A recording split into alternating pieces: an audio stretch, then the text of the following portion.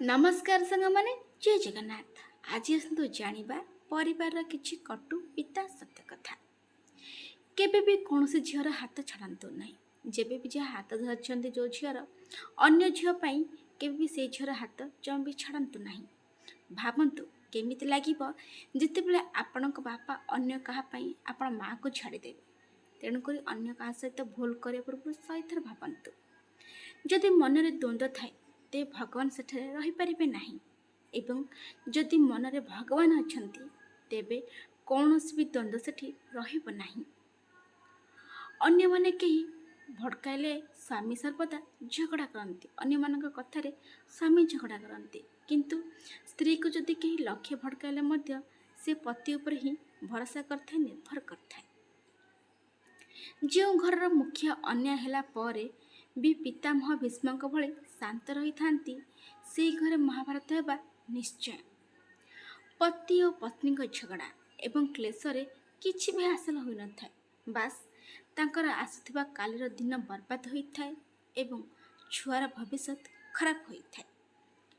दुख समय स्वयं निजर गोटे आंगुली लुह पोछि थाए एवं सुखरे निजर 10 आंगुली ताली बजाई थाए।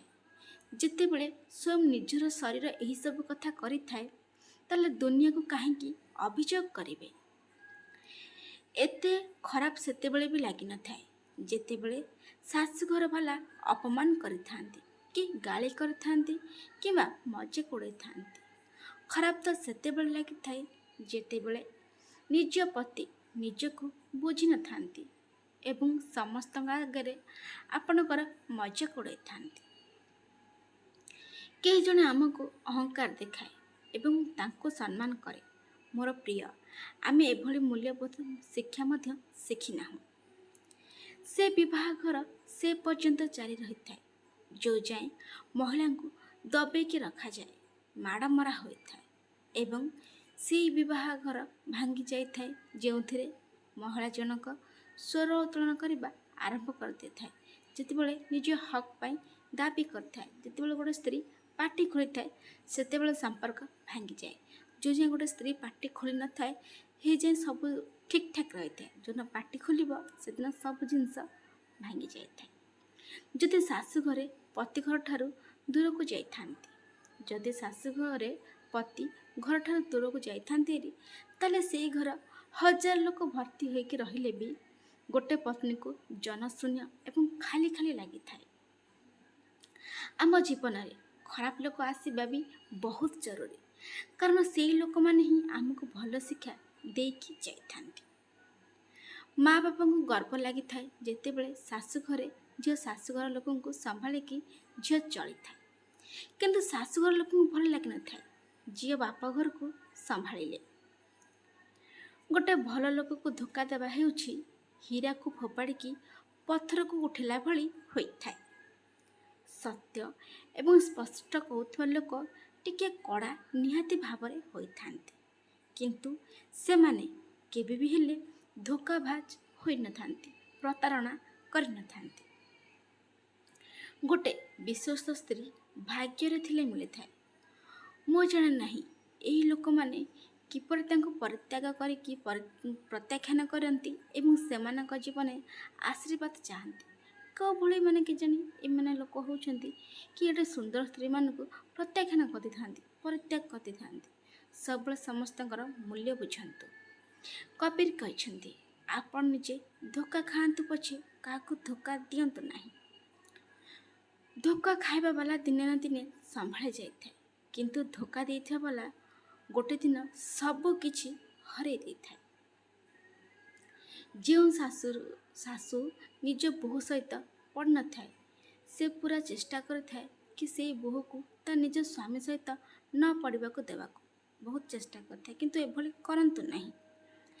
युवकटे सहजरे प्रतारित हुए कारण से आशा करिबारे बहुत शीघ्र होइथाए। जनकठू आशा करिबारे शीघ्र आशा कर दै थांती।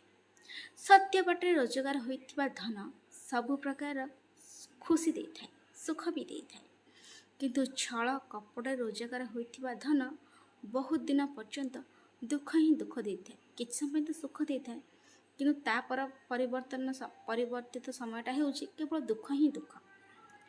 ଭରସା ଭାଙ୍ଗିବା ବାଲାଠୁ ବଡ଼ ମୂର୍ଖ ଆଉ କେହି ନାହାନ୍ତି। କାହିଁକି ନା ସିଏ ତା ନିଜ ସ୍ୱାର୍ଥ ପାଇଁ ଗୋଟେ ଭଲ ମଣିଷକୁ ଧୋକା ଦେଇଥାଏ। ଯଦି ପୁଅ ବୋହୂ ଅଲଗା ରୁହନ୍ତି ତାହେଲେ ବୋହୂ ଖରାପ ଏବଂ ପୁଅର କ'ଣ ଅଛି, ପୁଅ ରହିବା ପାଇଁ ବାଧ୍ୟ। ଯଦି ଝିଅ ଅଲଗା ରହେ ଶାଶୁ ଶ୍ୱଶୁର ଖରାପ ହୋଇଥାନ୍ତି ଏବଂ ଜ୍ୱାଇଁ ବୁଝିଲା ବାଲା ଲୋକ ତ, ସେଥିପାଇଁ ସିଏ ଅଲଗା ରହିବାକୁ ଚାଲିଗଲେ। ଭାବନାର ଫରକ। ବାରେ ଦୁନିଆ, ଏଠି ଲୋକଙ୍କର ଭାବନାକୁ ଦେଖନ୍ତୁ, କେଉଁ ଭଳିଆ ଭାବନା ମାନଙ୍କର। ଯେତେବେଳେ ପତି ସାଥ ଦେଇନଥାନ୍ତି ସେତେବେଳେ ଘରର ଛୋଟଠୁ ବଡ଼ ପର୍ଯ୍ୟନ୍ତ ସବୁ ସଦସ୍ୟମାନେ ପତ୍ନୀକୁ ଦବେଇକି ରଖିବା ପାଇଁ ଚେଷ୍ଟା କରିଥାନ୍ତି। ପତିର ସାଥ ବିନା ପତ୍ନୀ କେବଳ ଘରର ଗୋଟେ ଚାକରାଣୀ ହୋଇକି ରହିଯାଇଥାଏ। ତାଠୁ ଅଧିକ କିଛି ନୁହେଁ। କାହିଁକି ନା ପତି ତାଙ୍କ ଅଧିକାର କଥା କହିଥାନ୍ତି ନା କିଛି କରିବାକୁ ଦେଇଥାନ୍ତି। ତାପରେ ସେ ଧୀରେ ଧୀରେ ଭାଙ୍ଗି ଯାଇଥାନ୍ତି। ନା ସେ ନିଜର ଧ୍ୟାନ ରଖିପାରନ୍ତି ନା ନିଜ ଛୁଆର ଧ୍ୟାନ ରଖିପାରନ୍ତି। ଗୋଟେ ସ୍ତ୍ରୀ ଏଇଥିପାଇଁ ହିଁ ଭାଙ୍ଗି ଯାଇଥାଏ। ଦୁଇଟି ଯାକ ବୋହୂ ଗୋଟିଏ ଘରର ହୋଇଥାନ୍ତି, କିନ୍ତୁ ଗୋଟେ ବୋହୂକୁ ପ୍ରୋଟେକ୍ଟ କରାଯାଇଥାଏ ଏବଂ ଆଉ ଗୋଟେ ବୋହୂକୁ ଟାର୍ଗେଟ୍ କରାଯାଇଥାଏ। କ'ଣ ପାଇଁ କେଜାଣି? ମହିଳାଙ୍କ ମୁହଁରେ ଚମକ ଆସିବାର କାରଣ ମେକଅପ୍ ନୁହେଁ, ବରଂ ତାଙ୍କ ସ୍ୱାମୀର ପ୍ରେମ ହିଁ ହୋଇଥାଏ। ତାଙ୍କ ସ୍ୱାମୀର ଭଲ ପାଇବା ହିଁ ଗୋଟେ ମହିଳାର ଚମକକୁ ଅଧିକ ବଢ଼ାଇ ଦେଇଥାଏ, ସୁନ୍ଦରତାକୁ ବଢ଼ାଇ ଦେଇଥାଏ। ଯଦି ପରିବାରରେ ଛୋଟ ଛୋଟ କଥାକୁ ବଡ଼ କରିବେ ତ ତାହେଲେ ଆପଣଙ୍କର ବଡ଼ ପରିବାର ଛୋଟ ହୋଇଯିବ। ସେଥିଲାଗି ସବୁ ଜିନିଷକୁ ଚଳେଇକି ନେଇକି ଶିଖନ୍ତୁ, ଚଳେଇ ନେବା ଶିଖନ୍ତୁ। ବାପା ମାଆଙ୍କ ପରେ ପତି ହିଁ ଜଣେ ହୋଇଥାଏ ଯିଏକି ନିଜ ପତ୍ନୀକୁ ଦୁନିଆର ସବୁ ଖୁସି ଦେଇପାରିଥାଏ। ପରିବାରରେ ସମସ୍ତଙ୍କ ସହିତ ମିଳିମିଶିକି ଚଳିଲେ ଘର ଆପେ ଆପେ ସ୍ୱର୍ଗରେ ପରିଣତ ହୋଇଯାଇଥାଏ। ଚେଷ୍ଟା କରନ୍ତୁ ସମସ୍ତଙ୍କ ମନ ନେଇକି ସମସ୍ତଙ୍କ ସହିତ ଖୁସି ବାସିରେ ଚଳିବା ପାଇଁ। ବନ୍ଧୁଗଣ, କାହିଁକି ଗର୍ବ କରୁଛନ୍ତି? ଗୋଟେ ରାତି ଏମିତି ଆସିବ ଯାହାପରେ ଆଉ ସକାଳ କେବେ ବି ହେବ ନାହିଁ। ସେଥିଲାଗି ଗର୍ବ ଅହଙ୍କାର ଛାଡ଼ନ୍ତୁ, ଖୁସି ବାସିରେ ସମସ୍ତଙ୍କୁ ନେଇକି ଚଳନ୍ତୁ। ଶାଶୁଘର ବାଲା ହିଁ ଚାହିଁଥାନ୍ତି କି ବୋହୂ ତା ନିଜ ଘର ଲୋକଙ୍କୁ କିଛି ନ କହୁ ବୋଲି, କିନ୍ତୁ ସେଇ ଶାଶୁଘର ଲୋକ ବୋହୂର ସବୁ କଥା ପୁରା ସମଗ୍ର ପରିବାରକୁ ବିସ୍ତାର କରିଦେଇଥାନ୍ତି। ସତନା ସାଙ୍ଗମାନେ ଆଜିର ଭିଡ଼ିଓଟି କେମିତି ଲାଗିଲା କମେଣ୍ଟ ବକ୍ସରେ ନିହାତି ଭାବରେ ଜଣାଇବେ। ଯଦି ଟିକେ ବି ଭଲ ଲାଗିଛି ତେବେ ମୋର ମନୋବଳକୁ ବଢ଼ାଇବା ପାଇଁ ଆପଣଙ୍କ ସାଙ୍ଗସାଥିମାନଙ୍କ ସହିତ ଏବଂ ଆପଣଙ୍କ ପରିବାର ସଦସ୍ୟଙ୍କ ସହିତ ନିହାତି ଭାବରେ ସେୟାର କରନ୍ତୁ। ଏମିତି ନୂଆ ନୂଆ ଭିଡ଼ିଓ ଦେଖିବା ପାଇଁ ମୋ ଚ୍ୟାନେଲକୁ ସବସ୍କ୍ରାଇବ୍ କରିବା ପାଇଁ ଭୁଲିବେ ନାହିଁ। ଚ୍ୟାନେଲକୁ ନିହାତି ଭାବରେ ସବସ୍କ୍ରାଇବ୍ କରିଦିଅନ୍ତୁ। ଆଜି ପାଇଁ ରହୁଛି ସାଙ୍ଗମାନେ, ଜୟ ଜଗନ୍ନାଥ।